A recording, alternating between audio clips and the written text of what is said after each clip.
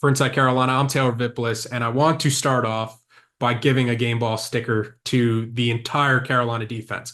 Elijah Huzzy, I could watch him play football all day, every day with his knack for making winning plays. He was targeted 4 times against Minnesota. He allowed 2 catches for just 2 yards. Javari Ritzy is another name worth mentioning. 3 sacks. The defensive line as a whole came to life. Amari Campbell going to that linebacker position, punching one out with his club, broken hand and all. And then, of course, beyond the defense, the hero of the game, Noah Burnett.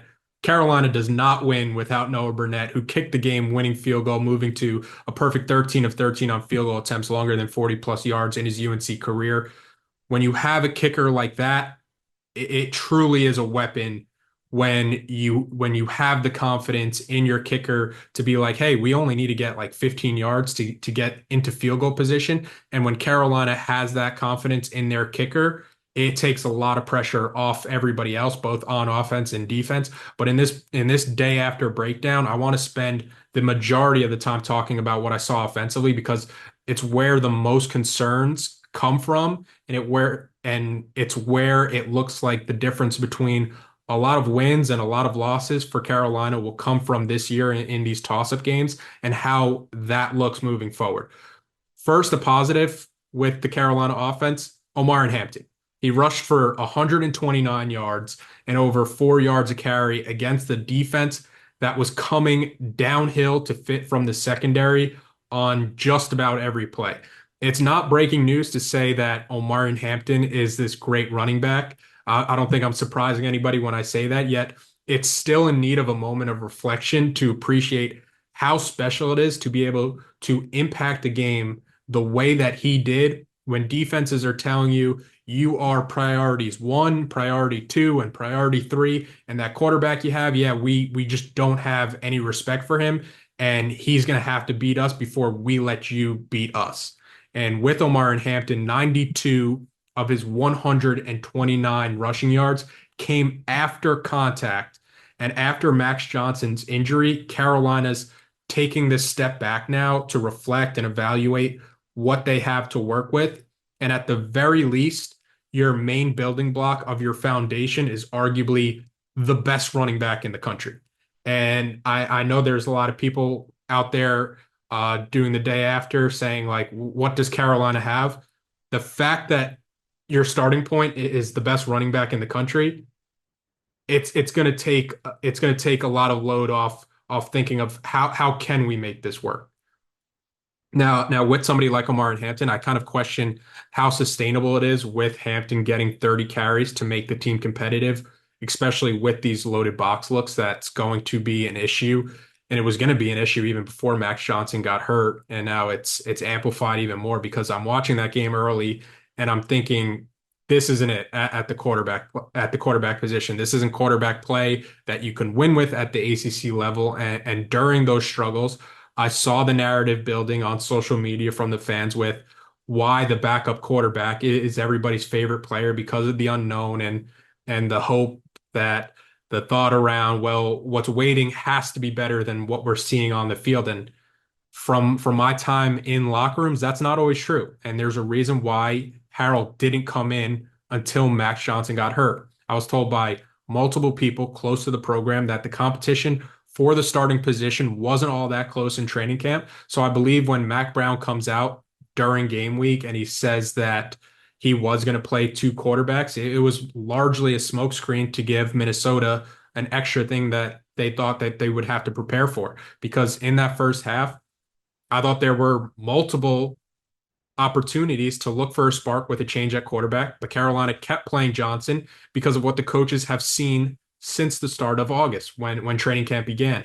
And they believed that Johnson gave them the best chance to win, which you can't knock a coach for doing in that moment. But in the larger scheme of things, it is an indictment on the quarterback room in Chapel Hill to get to that point.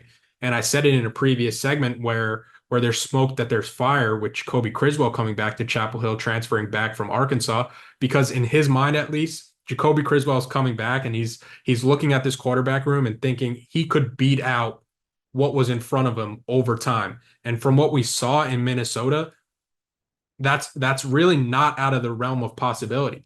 quarterback play entered Thursday as a big question mark, and the hope for Carolina was that the coaching staff understood that the personnel that they were working with, and they were confident that they could build an offense that could hide deficiencies. And the closest thing I think that we saw to what the coaches had in mind for what the Carolina offense was supposed to be was that opening drive of the second half where UNC had a win with creativity and playing with a quick game that could get the quarterback in rhythm. The downside to that approach is one negative play throws your drive completely off the tracks. And then you're staring at a third and what feels like a country mile with a quarterback that can't really push the ball downfield. And all this, when I'm saying all this with the quarterback position, I also want to be sure to say that the blame doesn't fall squarely on the quarterback. There's no Tez Walker, there's no De'Ami Brown on this roster, and I've seen the pushback at times. Why does a team need a true number one receiver instead of a bunch of twos and threes that they could spread the ball around with? It's because you need somebody that you can count on consistently to create separation that takes attention elsewhere to free up space for your other options. And Carolina doesn't have that. So the result is these tighter throw windows and a quarterback that does look more hesitant to pull the trigger on some of these throws. And whether Carolina had intentions to play Connor Harrell or not at this point, it's really irrelevant. He's the guy moving forward with Mac Johnson's injury. And what Chip Lindsey has to do is build this offense that plays to his strengths. If Carolina doesn't like how Harrell sits in a pocket without the vision to see downfield over his bigger offensive lineman with three mountains in front of him, shift the pocket, build around the read options, maximize his ability as a dual threat quarterback. And if you are Carolina today on Friday, luckily for you, your next three games are NC Central, UNC Charlotte, and James Madison. And that is a lot of time, both in practice and with game reps, to figure something out on that side of the ball before conference play. What you can't do is what we saw Carolina do last night.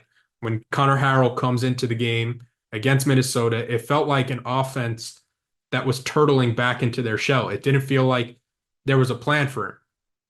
And that's part of the reason why I believe that Carolina didn't have the intention to play him in this game, because of when he did go in, the offense got very vanilla and it felt like they went into survival mode. The good news for Carolina, they did survive. They survived that test. They won on the road in an opener against a Power Four opponent for the first time since 1992, beating a team that wanted to beat them in the trenches. It's just got to be better moving forward. And from what I saw last night, the margin for error with Carolina offensively is razor thin, and it's going to demand great execution, great play calling on every play to capitalize on these scoring opportunities to win you games.